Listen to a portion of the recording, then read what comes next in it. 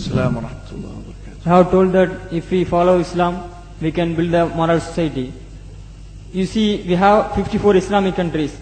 Even we have 95% Muslims over there. They follow Islam only. Why we can't build moral society in those countries?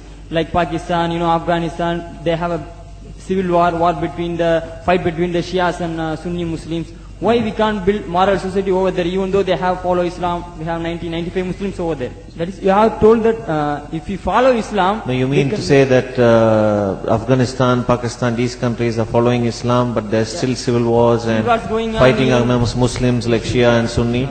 Why you are asking? We can't build moral society over there, even though we have 90%, 95 Muslims over there? First of all, Pakistan is not following Islam. Are you joking? I'm saying not Pakistan, we have 90% Muslim. Muslim means follow Islam. But Muslim, what Muslim? What Muslim? I remember 15 years ago, it's not today and I heard it's worse, 15 years ago I remember going to a wedding in Pakistan. A wedding where men and women were mixing freely.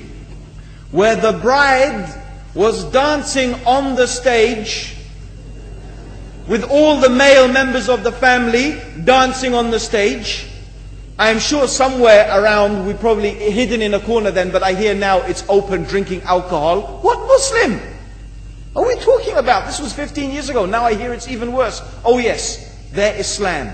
When the bride and the groom are walking to the car, they're holding the Quran over their head for blessing. That Islam? That's not Islam. What Islam is that? That's exactly the thing I'm talking about. That's why the Muslims are in such a mess. Because of this nonsense, this hypocrisy, actually they are insulting the Quran by doing that. Amongst all of this haram, they think that the Quran, holding it over their head, is going to bless them because they're holding it. What is that? Where did they get this from?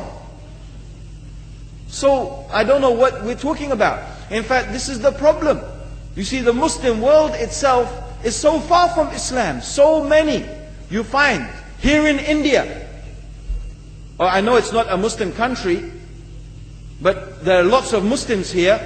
But I don't know what sort of Muslim. Most of them go to the dargah and they call upon some dead person in the grave, and they think that by talking to a dead person they're going to have their needs fulfilled. What's the difference between that and worshipping an idol? There's no difference, believe me. It's shirk. I've seen it myself with my own eyes. I'm praying in the masjid. The adhan goes. The people are praying in the masjid. And the people in the dargah are not coming to the mosque to pray. They're still going around the dargah and making all their whatever the things they do. What's that? That's not Islam. You go to many countries. You find Pakistan, you want to see Islam in Pakistan. You know, in England, in every street corner we have a pub. You know what's a pub? You know what's a pub? Like a bar, you know, a place where you sit and drink alcohol. Yeah? Yes? In Pakistan, believe me, they have something worse than that. Yes, worse. On every street they have a picture of a palm. Everywhere you see it, hanging from the windows. They have the picture of a palm. What's that advertising? Something worse than drinking alcohol. An invitation to disbelieve in Allah. That they're going to read your hand and tell your fortune. Shirk.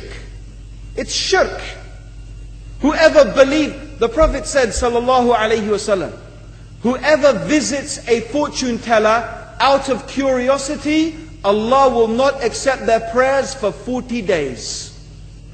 Whoever believes in the fortune teller has disbelieved in Allah and His Messenger.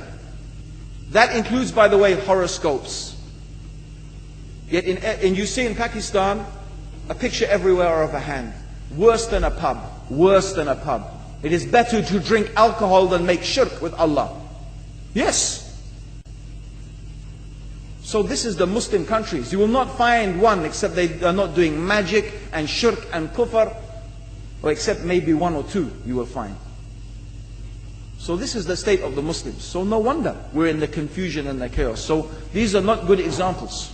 And this is really, in fact, the very reason that I'm saying why we are in such a big mess.